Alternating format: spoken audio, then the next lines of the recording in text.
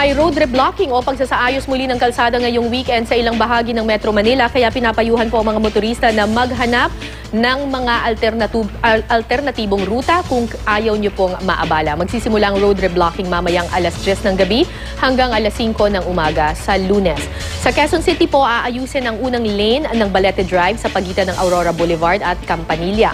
May road repair din sa ika-4 na lane sa EDSA southbound sa pagitan ng Roosevelt Avenue at East Lawin.